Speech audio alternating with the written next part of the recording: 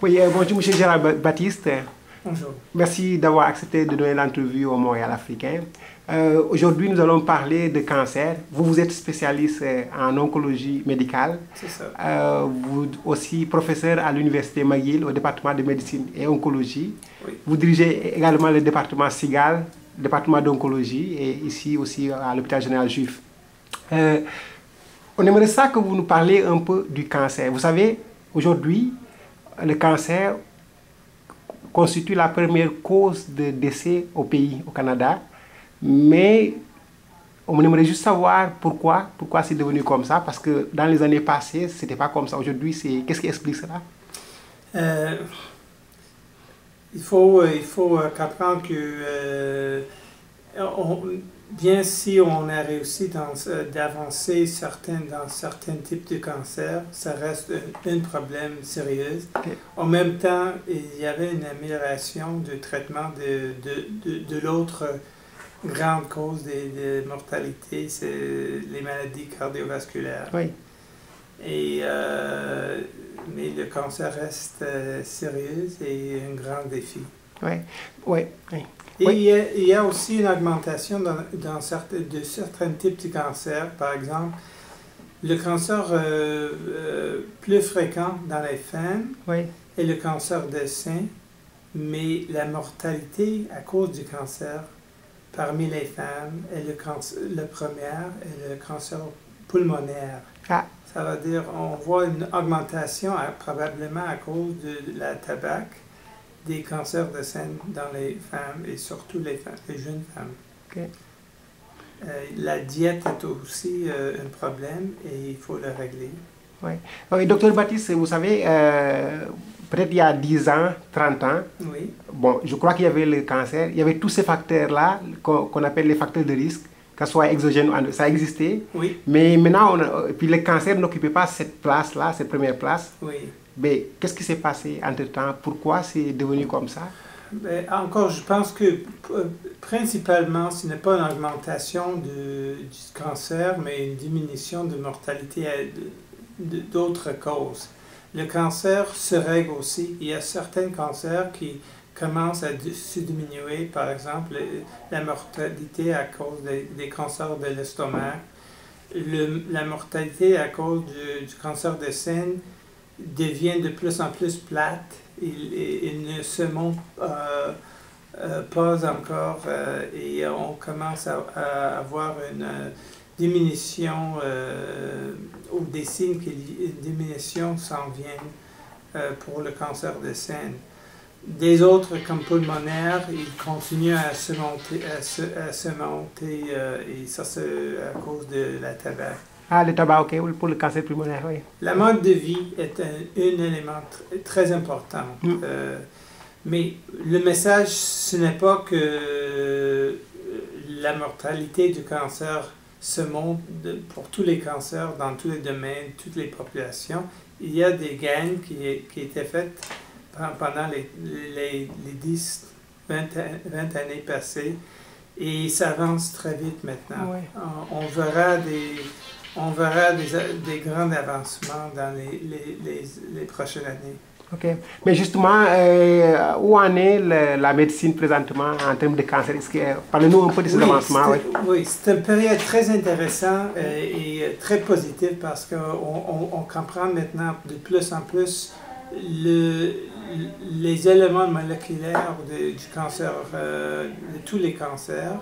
Et dès qu'on comprend comment une tumeur fonctionne, on aura des cibles moléculaires auxquelles on peut créer des meilleurs médicaments. Okay. Ouais. Et maintenant, il y a aussi le cancer colorectal qui est aussi publicisé maintenant. Parlez-nous un peu de comment ça, c'est quoi le cancer colorectal? Le cancer colorectal est très important parce que c'est un cancer qui est évitable et guérissable aussi. Et ça prend un dépistage et le gouvernement est en train d'installer un tel système de dépistage. Mais chaque personne, les femmes, les hommes, qui a 50 années doit aller voir son médecin et commencer à avoir une colonoscopie ou une forme de dépistage parce que c'est une tumeur qui commence avec une polype dans l'intestin. On peut enlever le polype, même s'il y a des cellules tumoreuses dans le polype. Juste le fait qu'on l'enlève, on peut éviter le cancer complètement. Donc c'est évitable, c'est guérissable aussi parce que ça dépend sur le stade où on le trouve. Donc si on a un peu d'hémorragie per rectum, il faut aller voir votre médecin tout de suite et avoir une colonoscopie, chercher une tumeur. Si c'est un petit tumeur, on peut le guérir avec la chirurgie, peut-être un peu de traitement systémique après, mais on peut pour la plupart les guérir. Docteur Baptiste, permettez-moi de revenir sur l'évolution de la médecine. Oui. Est-ce que vous pouvez nous parler de qu'est-ce qui a été fait depuis jusqu'ici? Où en sommes-nous présentement? On a commencé avec la chirurgie simplement et ensuite la radiothérapie. Et après ça, la chimiothérapie qui est un médicament qui circule partout dans le corps et peut chercher et tuer des tumeurs n'importe où ils se trouvent. On les appelle des métastases, les dépôts des tumeurs partout dans le corps. Et ce sont ceux qui tuent les patients. Mais ces médicaments, on les appelle chimiothérapie, sont aussi toxiques aux tissus normaux et c'est très dur pour les patients. Maintenant, on entre dans... Mais ils fonctionnent et on peut guérir beaucoup de monde si on commence tout de suite avec la chimiothérapie.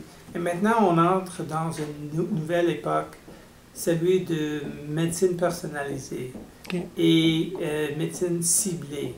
On a créé pour certains types de cancers, y compris le cancer colorectal, des médicaments, des anticorps, des chimies qui sont très ciblés et qui touchent seulement des molécules qui sont surexprimées dans les cellules tumoreuses. On commence maintenant à avoir la capacité, et ça c'est quelque chose de très fort ici à Ossiegull, où on peut faire la diagnostic moléculaire, chercher, savoir si le tumeur de cette personne surexprime une certaine molécule et par ce test choisir le meilleur traitement. Ça veut dire médecine personnalisée. Ok.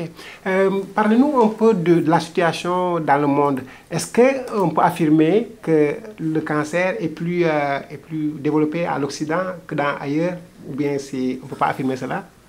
Il est là à l'Occident aussi. Je viens de revenir de la Chine, où j'ai vu que le taux de cancer colorectal est important, très important. Je ne sais pas exactement celui d'Afrique, mais à l'Orient, c'est très important. Mais il y a d'autres tumeurs qui sont plus importants, par exemple, cancer de foie, cancer de la vessie, pulmonaire, parce qu'ils fument beaucoup là-bas. Mais le cancer colorectal reste un cancer important et sérieux. Ouais. Maintenant, j'aimerais savoir qu'est-ce qu'il faut faire présentement en perspective. Qu'est-ce que vos prédictions, comment il faut se comporter?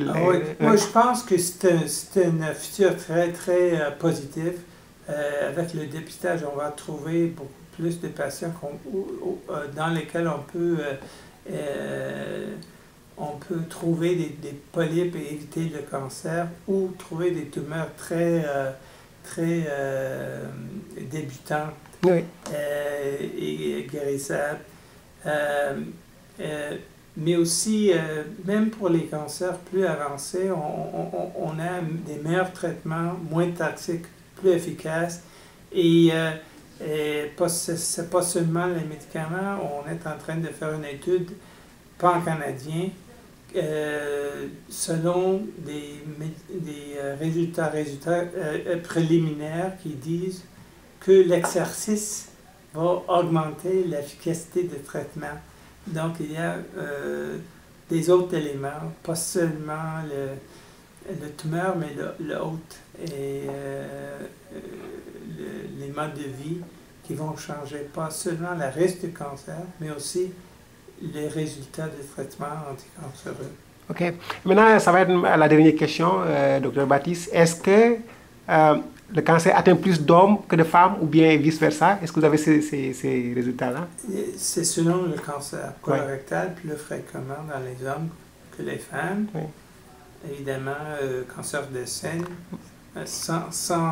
100 fois plus fréquent, mais quand même, il y a un risque de cancer de sein dans les hommes aussi. Oui. Les hommes ont des maladies comme prostate qui sont à eux seulement. Mais il y a des cancers comme le cancer de poumon qui se diminue dans les hommes et s'augmente dans les femmes. Et chez les femmes, on trouve qu'il y a probablement un élément hormonal qui augmente le taux de cancer pulmonaire. Donc, c'est un mélange, mais beaucoup de ces tumeurs touchent tous les deux. Ah, d'accord. Docteur Baptiste, merci beaucoup. Grand plaisir. Merci.